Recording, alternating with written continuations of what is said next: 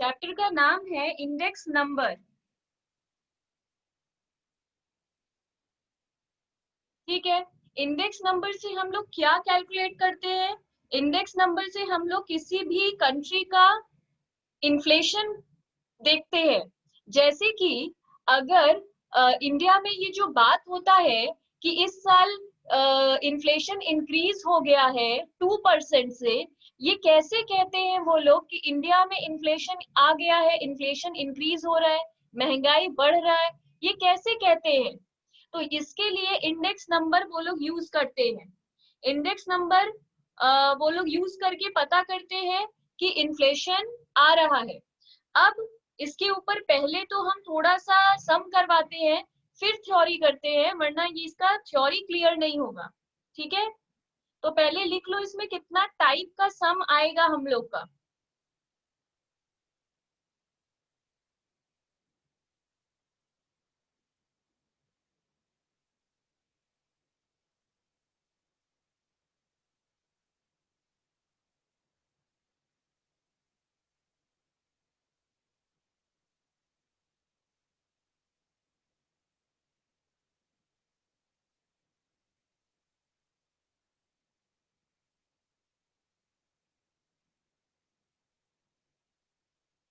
पहले लिख लो फॉर्मूला।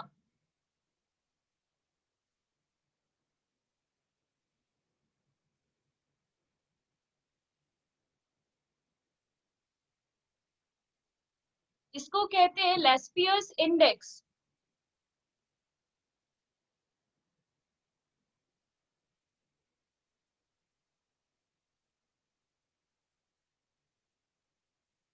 इसका फॉर्मूला है summation P1Q1 divided by summation P0Q0 into 100। यहाँ पर ये P क्या है? यहाँ पर P का मतलब है प्राइस और Q का मतलब है क्वांटिटी। यहाँ पर जो यूज हो रहा है P1, इसका मतलब है करंट प्राइस, मतलब जो अभी प्राइस चल रहा है मार्केट में। और Q1 का मतलब है करंट क्वांटिटी।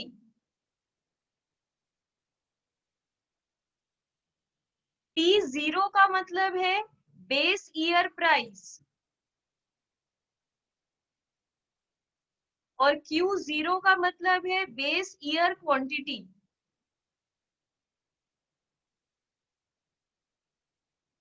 ये बेस ईयर का मतलब क्या हुआ?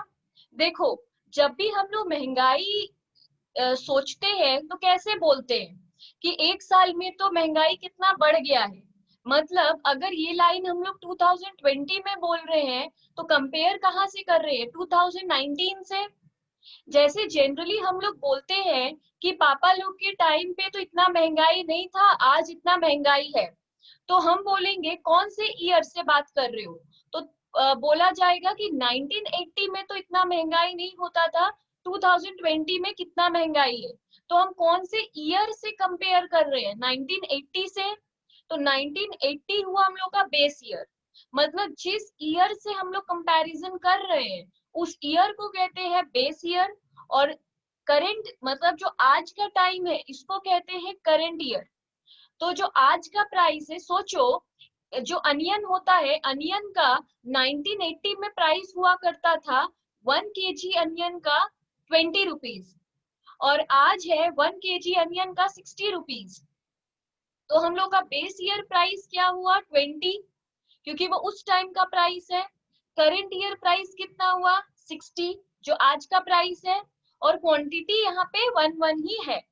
तो इसको हम लोग कहते हैं करंट प्राइस और base year price. Number 2 formula है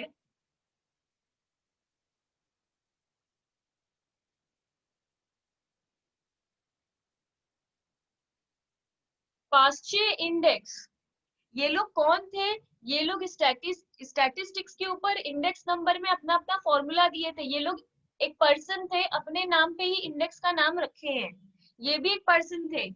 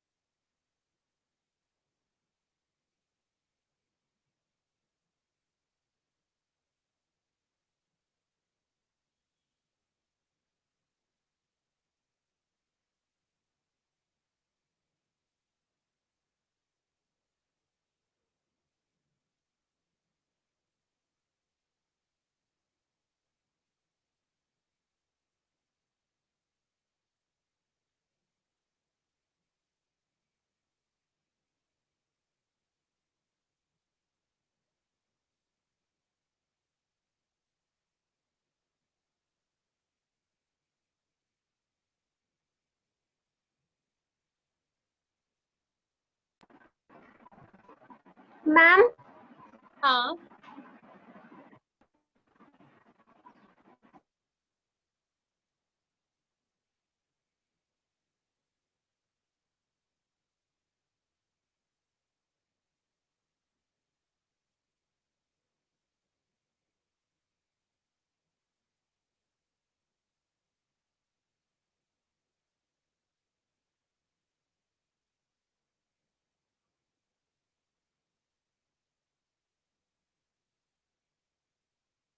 फिर हम लोग का Marshall Edgeworth index summation P1 Q0 plus Q1 divided by summation P0 bracket में Q0 प्लस Q1 इंटू 100।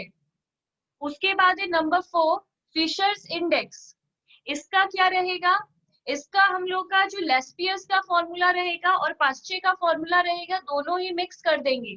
देखो इसका फॉर्मूला था summation P1 Q0 divided by P0 Q0, और यहाँ पे इसका वाला that is summation P1 Q1 divided by summation P0 Q1, ठीक है, इनटू 100।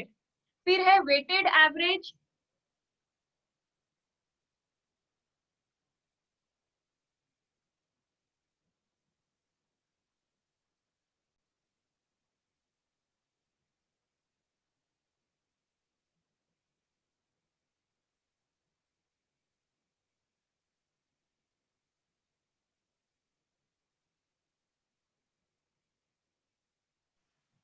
मैडम वो 4 नंबर का summation P1।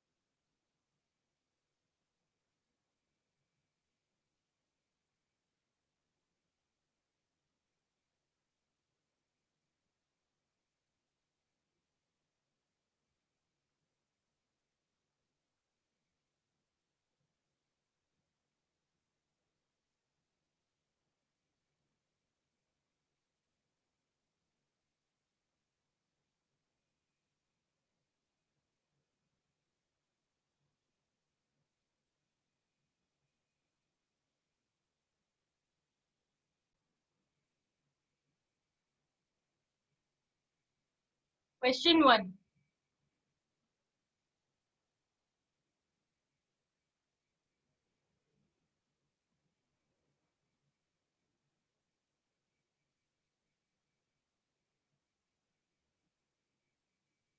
Commodity, base year और करेंट ईयर। कॉमोडिटी यहाँ पे क्यों? देखो जब महंगाई आता है तो डेफिनेटली इन्फ्लेशन जब आता है तो किसी एक पर्टिकुलर प्रोडक्ट को लेकर आता है। जैसे अचानक से प्याज का प्राइस बढ़ जाता है, अचानक से सिर्फ पेट्रोल का प्राइस बढ़ जाता है। ऐसा नहीं होता है कि दुनिया में जितना कुछ होता है सबका प्राइस एक साथ एक टाइम पे इंक्रीज हो जाता है, ऐसा नहीं होता है। तो जिस जिस चीज को लेकर इन्फ्लेशन आया है, कॉमोडिटी में सिर्फ उन्हीं प्रोडक्ट को लिया जाता है, उन्हीं कॉमोडिटी को लिया जाता है। हम इतना क्यों बोल रहे हैं? क्योंकि इंडेक्स नंबर से थ्योरी भी आता है जो हम प्रॉपर लिखवाएंगे और एमसीक्यू सॉल्व करवाएंगे। तो बेस ईयर जिस साल से हम कंपेयर कर रहे हैं और करंट ईयर आज का साल, बेस ईयर में किसका लेंगे, P0 और Q0। करंट ईयर में क्या लेंगे, P1 और Q1।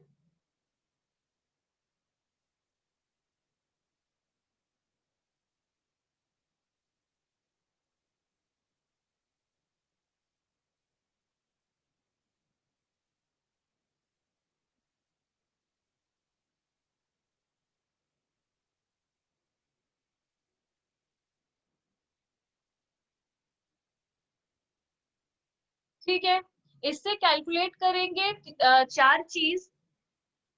ये लेस्पियस कैलकुलेट करेंगे, पास्चे कैलकुलेट करेंगे, मार्शल और फिशर, ये चारों चीज हम लोग निकालेंगे सेम सम से, देखेंगे क्या आंसर आता है। ये हम लोगों को दिया हुआ रहेगा, ठीक है। अब हम लोग इसको सॉल्व कैसे करेंगे।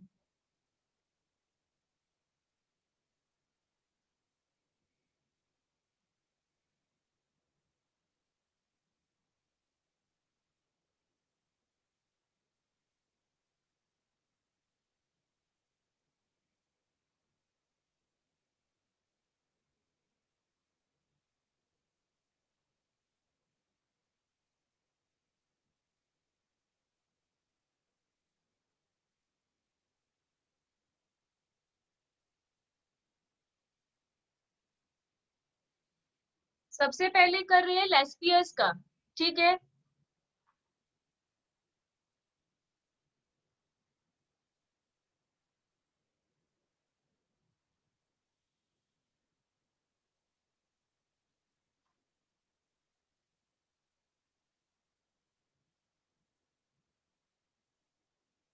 अब यहाँ पे हम लोग को बेसिकली निकालना क्या है, समेशन P1 Q1। तो P1 Q1 का एक कॉलम बनाना पड़ेगा,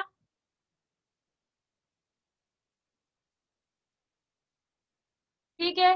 P1 Q1 मतलब इन दोनों का, तो इन दोनों को हम लोग इनटू करेंगे यहाँ पर, दैट इज 6 2 जा 12, 6 4 जा 24, 9 2 जा 18, 5 1 जा 5। पर इसका समेशन चाहिए, मतलब इसको हम लोग टोटल करेंगे, तो इसको टोटल करके मेरे को बताओ। फिर P0 Q0 में हम लोग इन दोनों को इंटू करेंगे, दैट इज 4 3 जा 12, 5 4 जा 20, 7 2 जा 14, 3 2 जा 6। फिर इसको टोटल करके मेरे को बताओ। का 69 होगा। इसका 69 होगा,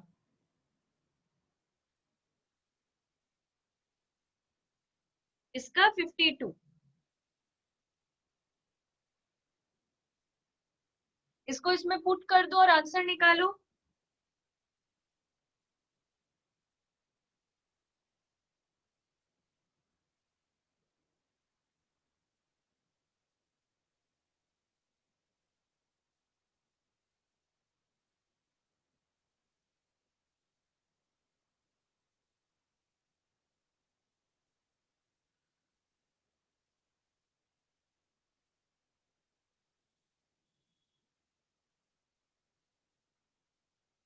तो इसका आंसर आ गया 113.46। अच्छा, बहुत बार ऑप्शन में कैसे रहेगा, बहुत बार ऑप्शन में रहेगा सिर्फ 13.46। तो ये 100 क्या है, 100 कभी कभी आंसर इंटू 100 करता है, कभी कभी इंटू 100 नहीं करता है। तो अगर इंटू 100 नहीं करेगा तो 59/52 सिर्फ आंसर दे देंगे 1.13। तो याद रहे, अगर वहां पे 1.13 ऑप्शन है तो इंटू 100 मत करना, हम लोग रॉन्ग नहीं किए हैं। नंबर 2 में वो दूसरा वाला निकालो, पास्चे।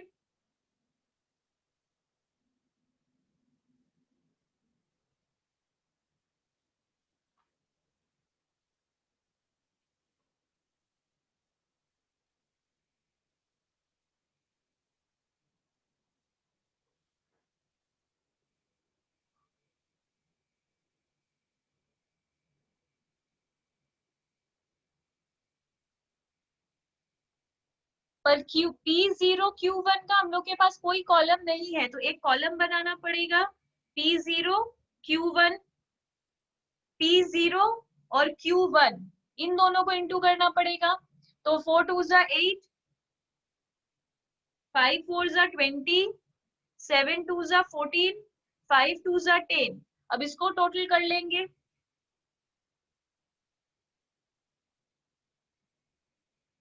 तो ये भी 52 ही आ रहा है।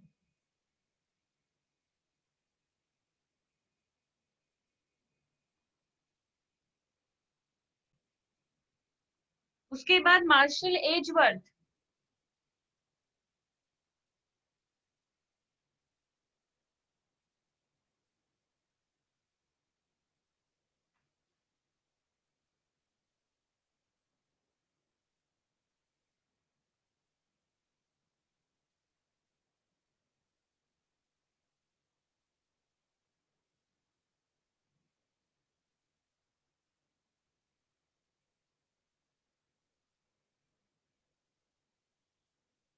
अच्छा हम लोग का तो एमसीक्यू एग्जाम होगा, तो अगर ये Q0 और Q1 है भी तो ये ऊपर नीचे सेम है, तो ये वैसे भी कट जाएगा। तो हम लोग इसको लिख कर टाइम वेस्ट नहीं करेंगे, simply summation P1 by P0 करो।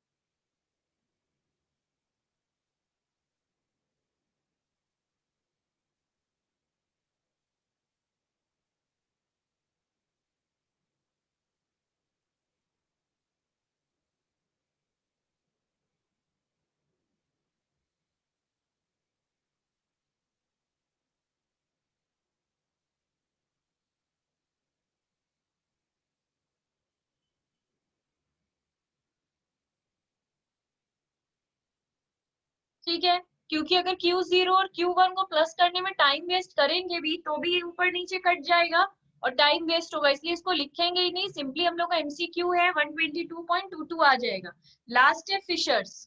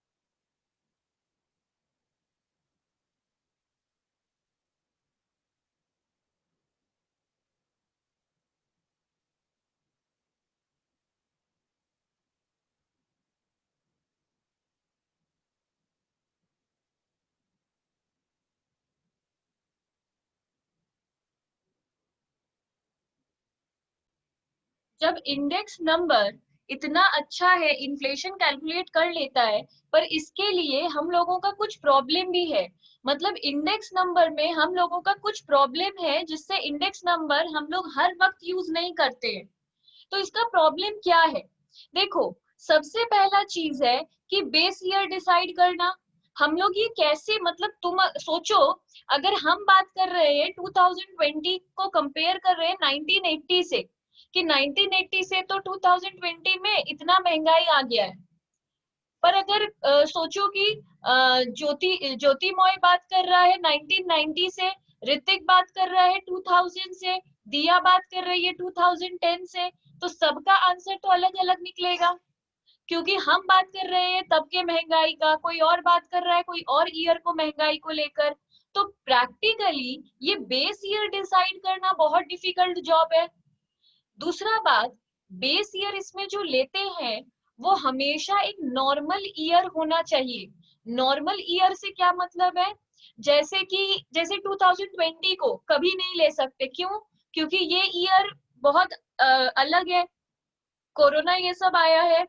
अगर हम लोग बात करते हैं कोई ऐसे ईयर का, जैसे कि अगर हम लोग बात करते हैं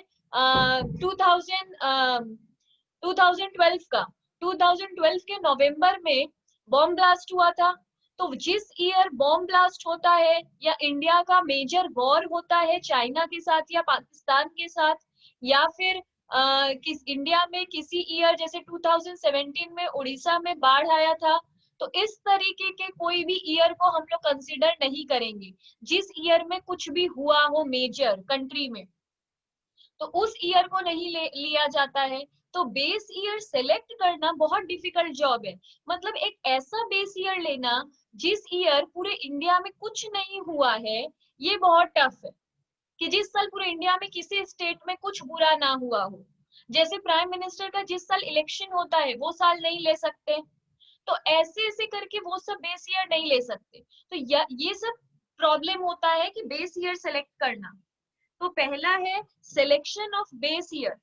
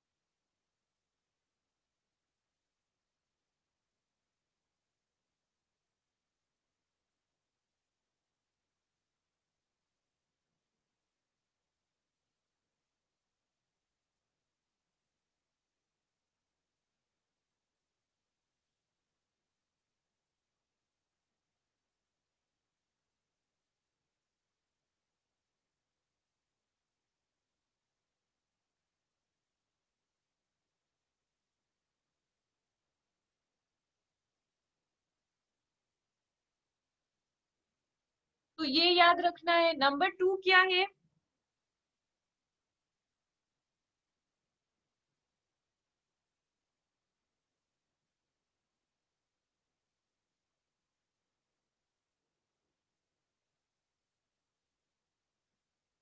देखो वेट का यहाँ पे मतलब वो केजी नहीं है, केजी लीटर ये सब को यहाँ पर वेट नहीं कह रहे हैं। यहाँ वेट का मतलब क्या है, कितना इंपॉर्टेंस हम लोग किसी चीज को दे रहे हैं। जैसे कि अगर सोचो एक टाइम पे अनियन का भी प्राइस बढ़ा, पेट्रोल का भी प्राइस बढ़ा, टमाटो का भी प्राइस बढ़ा, सेफ्टी पिन का भी प्राइस बढ़ा, और कॉस्मेटिक्स का भी प्राइस बढ़ा। तो क्या हमारे कंट्री में सभी का सेम वेटेज है, सभी का सेम इंपॉर्टेंस है? नहीं। पेट्रोल सबसे ज्यादा इंपॉर्टेंट है। अगर पेट्रोल का प्राइस बढ़ता है तो हर एक चीज का प्राइस बढ़ने लगता है। सेकंड इंपॉर्टेंस है अनियन का। तीसरा इंपॉर्टेंस हम लोग बोल सकते हैं कि कॉस्मेटिक्स का, और फोर्थ बोलेंगे हम लोग सेफ्टी पिन का। तो चारों का वेटेज अलग है। सबसे ज्यादा वेटेज किसका है? पेट्रोल का। तो इस तरह ये वेट को, तो ये जो हम बोले कि मेरे अभी हम रैंकिंग दिए हैं कि सबसे ज्यादा वेट है पेट्रोल का, सेकंड है अनियन का, थर्ड है कॉस्मेटिक्स का, फोर्थ है सेफ्टी पिन का।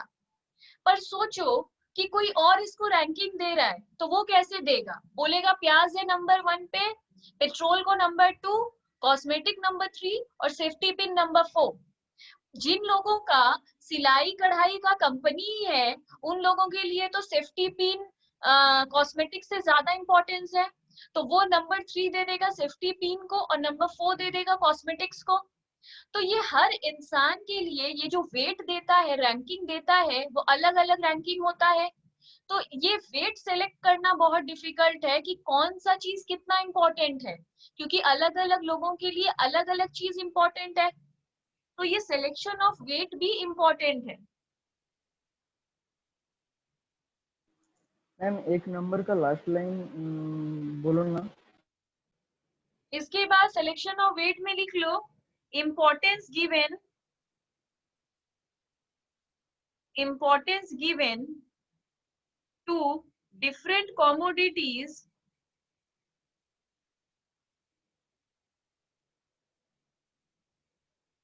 are different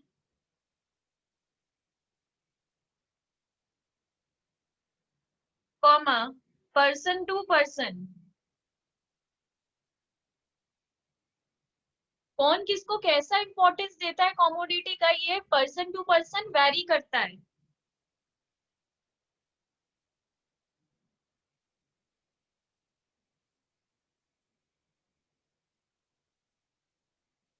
फिर है चॉइस ऑफ वेरिएबल्स।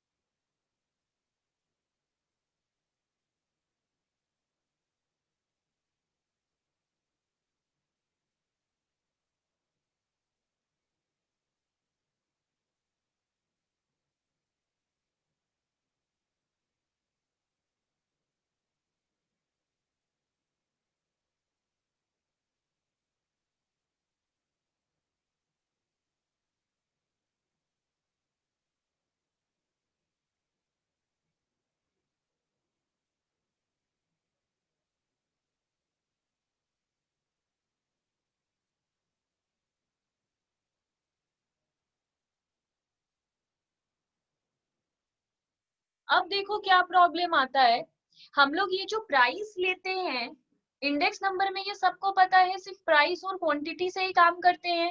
अभी तक जितना भी फॉर्मूला मिला सब में सिर्फ पी और क्यू ही था, मतलब प्राइस और मैम क्वांटिटी से ही पिक्चर इंडेक्स क्लियर नंबर नहीं है। डिसाइड करते हैं। तो बोल रहा है कि हम लोग जो इंडेक्स नंबर में डील करते हैं वो सिर्फ प्राइस और क्वांटिटी से ही डील करते हैं। ये पूरा टॉपिक ही बेस्ड है प्राइस और क्वांटिटी को लेकर। तो प्रॉब्लम क्या है, प्राइस ले लेंगे पर कौन सा प्राइस लेंगे। देखो दो तरीके का प्राइस होता है, एक रिटेल प्राइस एक होलसेल प्राइस। रिटेल प्राइस होता है जो हम लोग कस्टमर्स जो जाकर एक एक दो दो सामान खरीदते हैं तो हम लोगों को रिटेल प्राइस में मिलता है। पर जो होलसेलर होते हैं वो एक साथ बहुत केजी सामान खरीदता है, जैसे 100 केजी प्याज, 80 केजी प्याज, वो लोग वैसे प्याज खरीदता है तो उन लोगों को अलग रेट पड़ता है, उन लोगों को थोड़ा कम पड़ता है। तो रिटेल प्राइस और होलसेल प्राइस दोनों अलग होता है। तो जब हम लोग इंडेक्स नंबर कर रहे हैं तो कौन सा प्राइस ले, होलसेल प्राइस ले कि रिटेल प्राइस ले, ये भी एक प्रॉब्लम है। देखो अभी हम तुम लोग को बहुत सारा फॉर्मूला लिखवाए, लेस्पियस का, पास्चे का, फिशर का, बहुत सारा। उसमें से अगर कोई देखो हम लोगों को जब पढ़ाई में सम करने बोला जाता है तब तो लिख देता है calculate index number by Fisher's method, calculate index number by Laspeyres method, sums में तो बोल देता है। बट रियल लाइफ में अगर तुम एक इकोनॉमिस्ट हो या कोई स्टैटिस्टिक्स के रिसर्चर हो तो तुमको तो कोई बोलेगा नहीं कि फिशर के मेथड से ही फाइंड करो, लेस्पियस के मेथड से ही फाइंड करो। रियल लाइफ में तो कोई बोलेगा नहीं। तो रियल लाइफ में खुद कौन सा मेथड यूज करे, ये कंफ्यूजन है। दूसरा क्वेश्चन लिखो।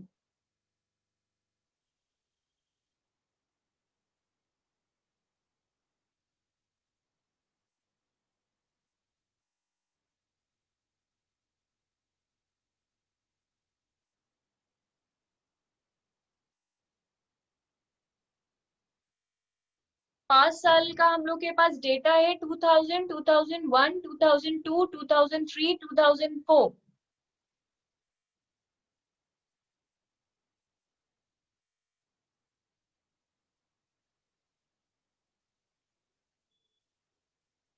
देखो इन्फ्लेशन हम लोग दो तरीके से, या इंडेक्स नंबर जब हम लोग कैलकुलेट करते हैं तो दो तरीके से कैलकुलेट करते हैं। पहला सिंगल कॉमोडिटी का और दूसरा मल्टीपल कॉमोडिटी का। सिंगल कॉमोडिटी मतलब हमको सिर्फ अनियन का ही महंगाई जानना है, सिर्फ अनियन का ही इन्फ्लेशन जानना है और डिफरेंट ईयर का जानना है। मतलब 2000 से 2004 तक उसमें क्या चेंजेस आया, उसके इंडेक्स में मतलब उसके इन्फ्लेशन में क्या चेंजेस आया, ये हम लोग को सिर्फ सिंगल कॉमोडिटी का जानना है। तो ये फिक्स्ड बेस होता है और चेन बेस होता है। चेन बेस हम लोग अभी नहीं कर रहे हैं, हम लोग फिक्स्ड बेस कर रहे हैं। मतलब हम लोग को सोचो यहाँ सिंगल कॉमोडिटी है, सिंगल कॉमोडिटी कैसे पता चला? जब अभी हम लोग प्रीवियस सम किए थे उसमें कॉमोडिटी में ही ए बी सी डी इतना सारा था, इसमें हम कॉमोडिटी का कोई ए बी सी डी नहीं दिए, मतलब एक ही कॉमोडिटी का सम है, डिफरेंट ईयर दिए हैं और डिफरेंट ईयर में अनियन का डिफरेंट प्राइस था। अब बोल रहा है कि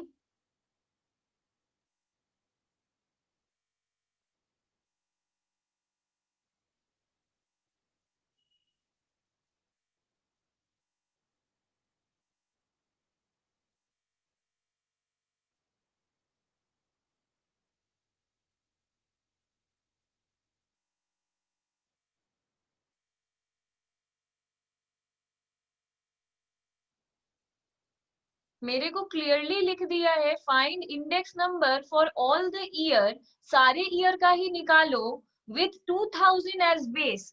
2000 जो ईयर है, सबसे पहला ईयर जो है उसको बेस ईयर लेना और उससे करो इसको फिक्स्ड बेस मेथड से। फिक्स्ड बेस मेथड मतलब सिंगल कॉमोडिटी का दो मेथड था, फिक्स्ड बेस और चेन।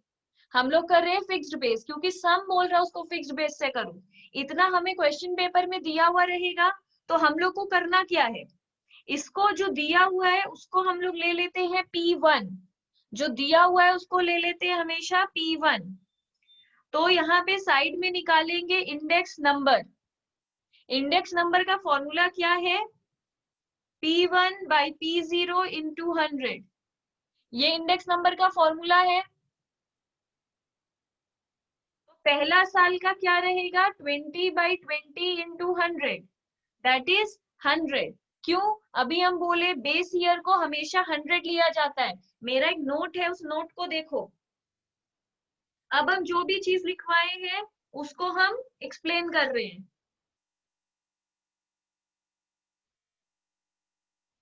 हम क्लियरली लिखाए थे base should always be taken as 100, तो सीधे 100 ले लो या फिर लॉजिकली करो 20 बाई 20 इंटू 100, तो 100 ही आएगा।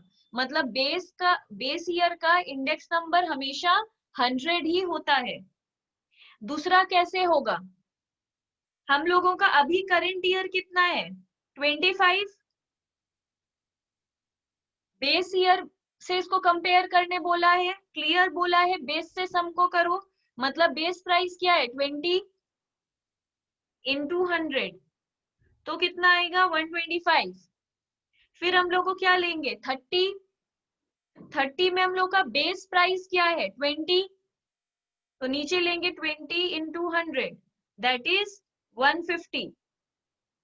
फिर हम लोग लेंगे 45। 45 में भी बेस प्राइस क्या है? 20, तो हम लोग लेंगे 20 इंटू 100, तो कितना आएगा? 225। उसके बाद क्या बोल रहा है? 63 बाई 20 इंटू 100, मतलब 315। तो सिंपली फिक्स्ड बेस मेथड में क्या होता है? बेस हम लोग का फिक्स्ड होता है, जो बेस था वो फिक्स्ड है। सब में हम लोग बेस किसको लिए हैं? फिक्स्ड लिए हैं, पहले वाला, इसलिए इसका नाम ही है फिक्स्ड बेस। जो बेस है वो फिक्स्ड है और सिंगल कॉमोडिटी है, मतलब ये एक ही कॉमोडिटी के ऊपर हम लोग पूरा सम किए हैं। सेम ही सम कर रहे हैं।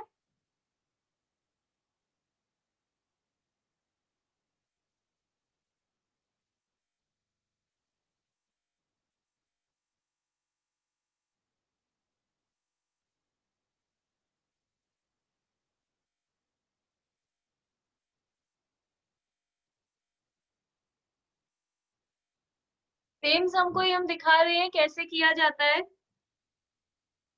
Find index number for all the year using chain index method. अच्छा, यहाँ पे अगर नहीं बोला है कि बेस 2000 को लेना है, तो हम लोग कैसे समझेंगे किसको बेस लेना है? बेस हमेशा पहले वाले को लिया जाता है। याद रहे बेस हमेशा फर्स्ट वाले फिगर को ही लिया जाता है, ये सब में नहीं बोलता है फिर भी पहले वाले को ही बेस लिया जाता है। अब चेन इंडेक्स में क्या होगा, चेन इंडेक्स में भी पहला वाला तो 100 ही होगा।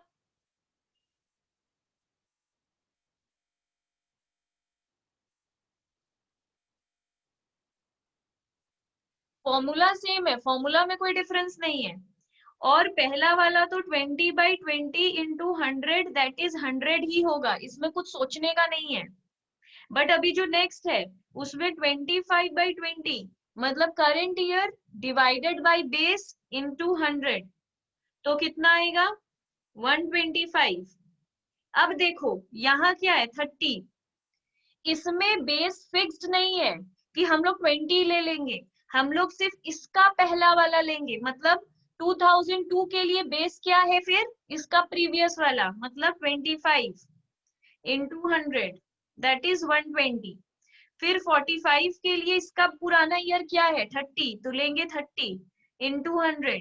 इसमें बेस फिक्स्ड नहीं है, चेन है, एक दूसरे से सभी लिंक्ड है, इसलिए इसको लिंक, इसके फॉर्मूला में लिंक लिखा हुआ है क्योंकि एक दूसरे से ईयर लिंक्ड अप है। तो इसमें आएगा 150 और इसका 63/45 इंटू 100 दैट इज 140। 140